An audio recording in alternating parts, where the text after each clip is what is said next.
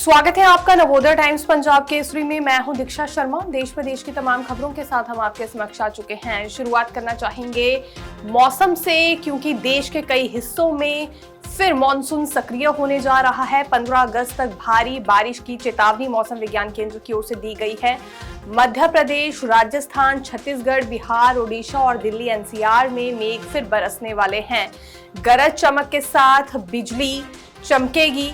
इसके अतिरिक्त आंधी तूफान को लेकर भी यहां आसार जताए गए हैं। 15 अगस्त तक एडवाइजरी ये भी जारी की गई है कि नदी नालों से दूर रहा जाए। हालांकि असम में बाढ़ को लेकर स्थिति अभी भी काफी ज्यादा गंभीर बनी हुई है। 100 से ज्यादा लोगों की मौत हो चुकी है और आने वाले दिनों में फिर बारिश को लेकर असम में अलर्ट जारी किया गया है। यही हालात पहाड़ी राज्यों में हैं। हिमाचल प्रदेश और उत्तराखंड में कई सड़कें ठप हो गई हैं। हिमाचल प्रदेश के जिला कुल्लू में 2 लोगों के नाले में शव बरामद किए गए हैं।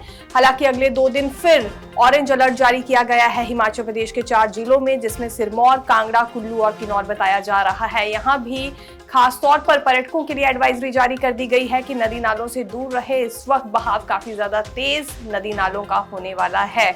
वहीं दिल्ली एनसीआर में भी मेघ बरसेंगे तो जल भराव जैसी समस्या का सामना फिर आम लोगों को करना पड़ सकता है। ये अगले 4 से 5 दिन काफी ज्यादा खतरनाक देश के कई बड़े हिस्सों में साबित होने वाले हैं, क्योंकि व्यापक बारिश होगी और इस बार बारिश आंधी तूफान के साथ आने वाली है। ये भी मौसम विज्ञान केंद्र की ओर से कहा गया है। देर रात उत्तराखंड में भूकंप के तेज झटके महसूस किए गए हैं। इसकी तीव्रता 4.2 बताई जा रही है। हालांकि टिहरी में ये 2.0 की तीव्रता से भूकंप आया था, लेकिन कुछ जगहों पर भूकंप के झटके इतने ज्यादा तेज महसूस किए गए कि लोग अपने घरों से बाहर आ गए थे। खास तौर पर गंगा और यमुना नदी के किनारे ये भूकंप के झटके महसूस किए गए हैं।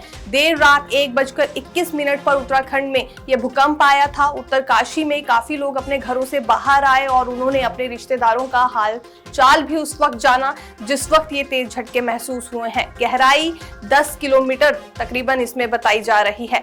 फिलहाल कोई बड़ा जानमाल का नुकसान नहीं हुआ है, लेकिन लोग काफी ज्यादा घबरा गए थे और मॉनसून के दौरान जब इस तरह से भूकंप के झटके महसूस किए जाते हैं तो कई तरह के डर फिर पनप जाते हैं। उत्तराखंड में यूं ही काफी ज्यादा नुकसान हो रहा है और देखा जा सकता है कि अब भूकंप के झटके भी वहां पर महसूस किए गए हैं। खास तौर पर नदी के किनारे जब भूकंप के झटके महसूस किए जाते हैं तो आसपास के इलाकों में वैसे ही काफी ज्यादा कोहराम मच जाता है। आज लोकसभा में 4 बिल पेश किए जाएंगे। गृह मंत्री अमित शाह की ओर से केरल का नाम बदलने वाला बिल भी आज पेश होगा। यहां हंगामे को लेकर पूरे आसार बने हुए हैं। वहीं बैंकर्स बुक को लेकर भी राज्यसभा में आज बिल पेश होने जा रहा है। गृह मंत्री अमित शाह लोकसभा में 2 बिल पेश करेंगे, जिसमें एक केरल बिल 2026 है, वहीं दूसरा national cooperative development corporation act 1962 संशोधन बिल है। कानून मंत्री Arjun Ram Meghwal tribunals reforms bill 2026 पेश करेंगे। वहीं केंद्रीय मंत्री G Kishan Reddy mines and minerals act 1957 में संशोधन के लिए बिल सदन में रखेंगे। राज्यसभा में बैंकर्स बुक्स एविडेंस बिल 2026 पर चर्चा की जाएगी। वित्त मंत्री निर्मला सीतारमण इस बिल को सदन में पेश करेंगी। पश्चिम बंगाल की पूर्व मुख्यमंत्री ममता बनर्जी की ओर से एक बड़ा आरोप लगाया गया है। उनका कहना है कि उनकी गाड़ी पर हमला किया गया है, उन्हें जान से मारने की कोशिश की गई है। यदि गाड़ी का शीशा खुला होता तो पूरी तरह से वो घायल हो सकती थी और गाड़ी को भी चकनाचूर करने की कोशिश यहाँ पर की गई है। ममता बनर्जी ने आरोप लगाया कि उनकी गाड़ी पर पत्थरों से हमला किया गया। नॉर्थ 24 परगना के बीजपुर में पुलिस के सामने भीड़ ने गाड़ी रोकी, मिट्टी और कीचड़ लगाया, जूते पत्थर भी फेंके। अगर खिड़की खुली होती तो मौत भी हो सकती थी। ममता बनर्जी ने कहा कि हमला एक साजिश के अलावा कुछ नहीं है। मैंने पुलिस को बताया था मैं यहाँ आऊंगी, इसके बावजूद पुलिस ने कोई सुरक्षा इंतजाम नहीं किए। पूरे पश्चिम बंगाल को गुंडे नियंत्रित कर रहे हैं। दरअसल ममता टीएमसी कार्यकर्ता की मौत के बाद उसके परिवार से मिलने जा रही थी।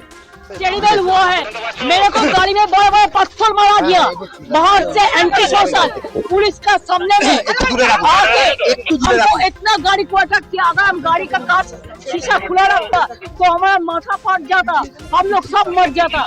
ऐसा पुलिस का सामने में हुआ।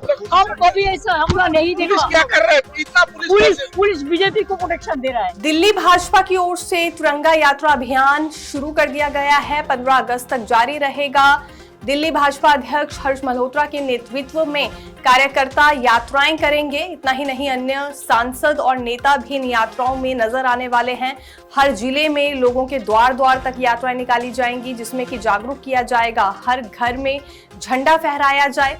हर बार ये अभियान शुरू किया जाता है और दिल्ली में भी अब इसकी शुरुआत इस अभियान की हो चुकी है और 15 अगस्त तक फिलहाल यात्राएं जारी रहने वाली है। ये अपील प्रधानमंत्री नरेंद्र मोदी की ओर से भी की गई है कि हर घर में 15 अगस्त तक तिरंगा फहराया जाए। पल पल की अपडेट जानने के लिए देखते रहिए नवोदय टाइम्स पंजाब केसरी। मैं दीक्षा शर्मा, धन्यवाद।